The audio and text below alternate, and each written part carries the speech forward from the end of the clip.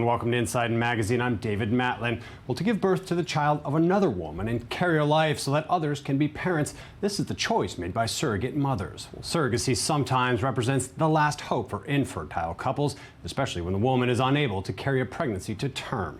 Today, few countries allow the practice, and even when not prohibited, it's rare that the process is governed by law. Israel was the first country to legislate on the issue in 1996. The criteria are very strict. In 18 years, only 400 children have been born by surrogates on Israeli soil. We met these women whose pregnancy is not their own. Here's Surrogacy Israel at the Forefront by Marie-Françoise Lantieri for I-24 News.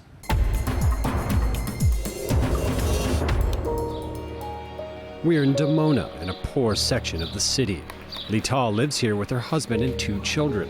She gave birth 2 months ago and speaks of her last pregnancy with her daughter. Who's in your mother's tummy? Your little sister? The baby. Whose? Mom's friend. What did I tell you? Do you remember? I kept the baby in my tummy. And when it came out, what did we do? Where's the baby? With her mother. She carried this baby for another woman who could not get pregnant. She gave it to her a few minutes after she gave birth.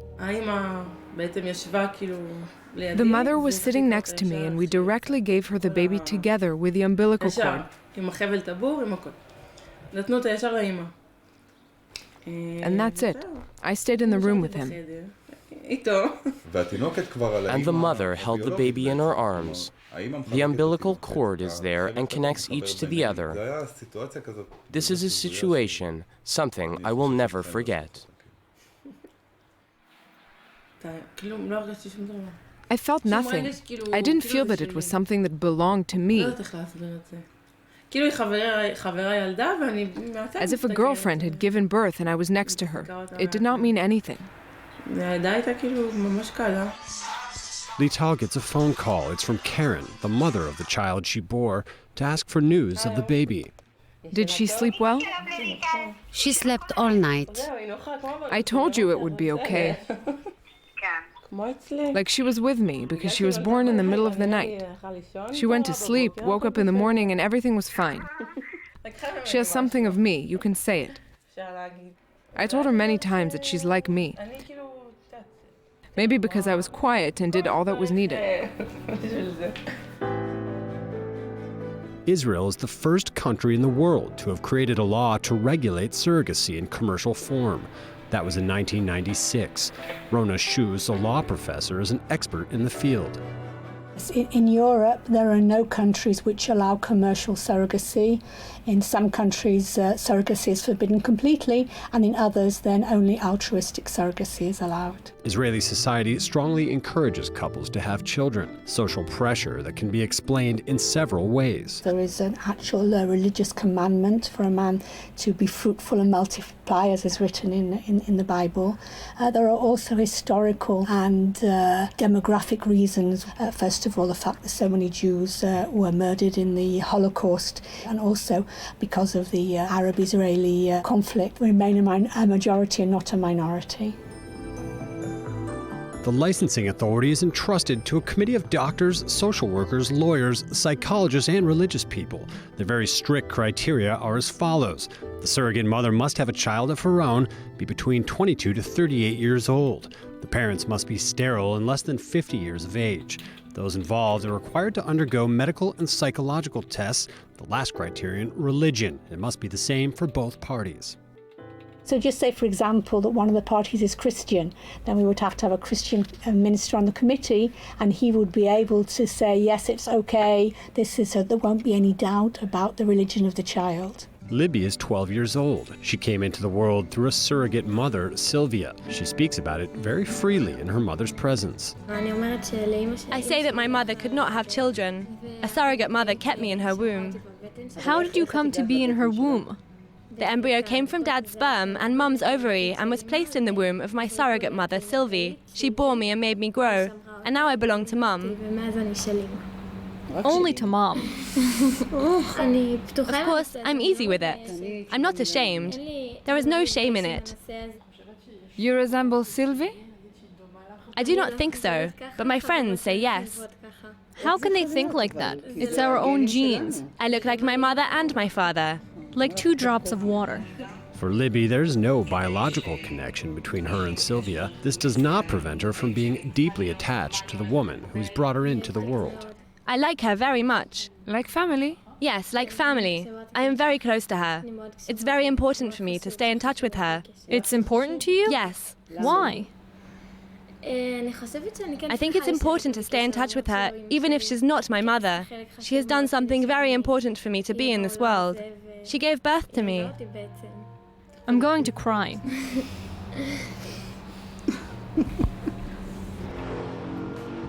Dr. Ilan Aviram is a psychologist specializing in surrogacy. He receives surrogates during accreditation tests and counsels families. For a child, it's important to know how he came to the world. So we always recommend to expose the story of the surrogacy to the children from a very young age. If this is becoming a secret, or if the truth is not being told, and then we can see trauma. We do recommend to have some kinds of a photo album that depicts the journey of the surrogacy, even without words. After the birth of Libby, Meirav had the idea of creating a center to help the various parties throughout the difficult stages of the surrogacy. Surrogate mothers are enrolled through advertisements posted on the internet and on Facebook. Meirav is then responsible to put them in touch with couples. There are 2 lawyers in the story, one representing the couple and the other the surrogate mother. They advise on the content of the contracts to be signed. The whole file is sent to the committee. The couple and the surrogate mother are summoned to the committee to hear the surrogate and invite the parties to sign the contract. All costs are the responsibility of the parents. Legal, medical, travel fees, including consultations with the psychologist. The money is in a closed account. This protects both parties. She gets money at every step of the process. If there is an abortion, she gets compensation. If an amniocentesis, she gets compensation. There is financial consideration for everything. As we see along the process, usually the altruistic motive becomes more important, and the financial aspect becomes less important. We cannot deny that she does become emotional towards this creature that develops inside of her. She cares about this creature, but she needs to all the time help herself by reminding herself the situation and projecting and transferring these feelings towards these altruistic motives. Today, Meirav has an appointment with Astar, a surrogate mother 7 months pregnant under care at the center. She inquires how the pregnancy is progressing and Astar's relationship with the parents. And do people at work react? They admire me. There's another side. How can you do this? Bind yourself to a baby and then give it up? I have to explain to them that from the beginning, I know it's not my baby. It is a gift that I offered to bring joy to the parents. I don't understand how one can separate oneself after undergoing such a process. From the couple? Yes, how can you suddenly separate yourself? Listen, it's something very deep. There are mothers who can no longer bear to see the surrogate mother after the birth.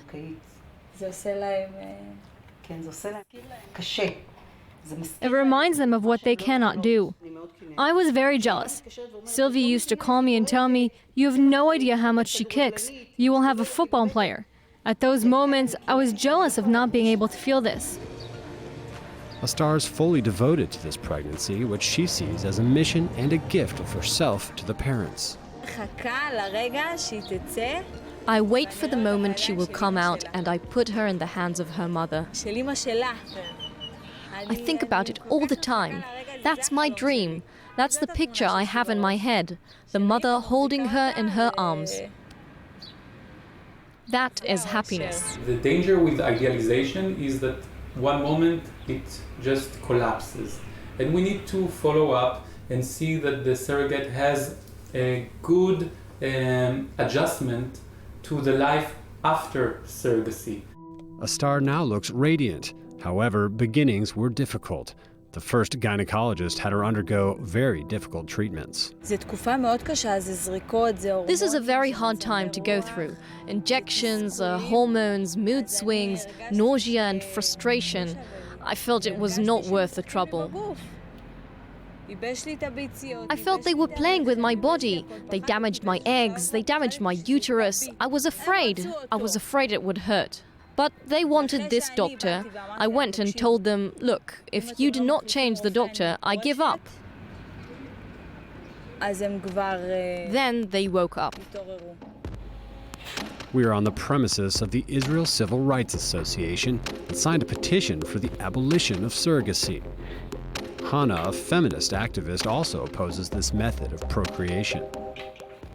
But most of them are not 100% aware of the risk that they are taking in order to become surrogates. And it's commercializing women's body. It becomes an industry of making children in the bodies of women, and this is clearly a decision of underprivileged woman, that if she goes to the bank, she does not get an allowance from the bank, so she has to sell her body. Lital received almost 30,000 euros after the birth. This is an amount that will allow the young couple to realize their dream. The goal of all Israelis is to buy a house. For young couples, today it's impossible. If they do not have parents to help them or something like that, we do not have parents who can help us financially. Paid surrogacy is subject to market demand, a market that could soon change. A law is currently under discussion in the Knesset, the Israeli parliament, to expand surrogacy for gay couples and singles. Feminists fear the consequences. It's a problem because it's increasing a market which we are not interested that will be there at all.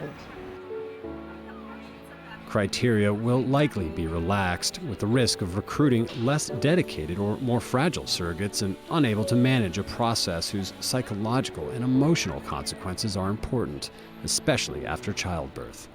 We had two parties, the surrogate and the intended parents, being very connected during the 9 months, and suddenly one party, which is the intended parents, they are beginning a very new, exciting chapter, and they are very busy and preoccupied, while the surrogate suddenly is very free, available, and even sometimes feels empty. And she feels abandoned, deserted.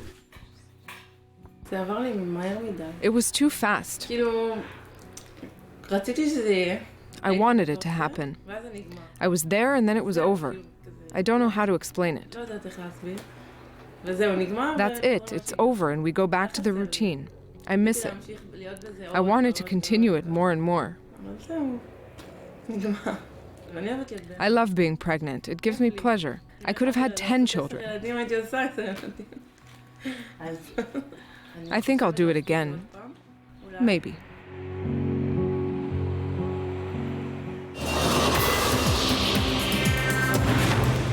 Now we're joined by Marie in the studio. Thank you for joining us. Hi, David. So first of all, it's the money that motivates these women to be surrogates, but what about the emotional attachment that comes with the process? Indeed, in the beginning, they are driven mainly by financial motivations, but gradually the mother becomes more and more involved in the process. She's getting more and more involved in a relationship with the parents. And we actually fear that after giving birth, at the very moment of this rupture, when the parents don't need her anymore, she finds herself not only hormonally empty, but also childless and without any relationship with her parents. It might have psychological consequences, which could be detrimental along the way. Well, are there any known adverse effects on the children raised from these environments? This is one of the biggest criticism against Israel. There was no study examining the consequences on these children from the beginning. Very few investigations have been conducted. So far, they show that children don't suffer from psychomotor troubles or learning disabilities. But we don't have enough data, and that is really a major problem. Now, what about the organizations that serve essentially as middlemen or facilitators here who may be making some money? How does the law pertain to them? This is also a problem. The intermediary links in this story are commercial companies which generate profit, and the state authorizes this. And what is even more annoying is the fact that the state doesn't grant a license. It means that if you want to open a surrogacy center, you can just do it. The state doesn't impose regulations, as opposed to adoption, for example, where parents have to turn to an NGO, which is a non-profit structure. Well, complex and very interesting issue, Marie. Thank you for bringing us the story. Thank you, Dave. And thank you for being with us here in Inside Magazine. I'm David Matlin. We'll see you again next week at the same time.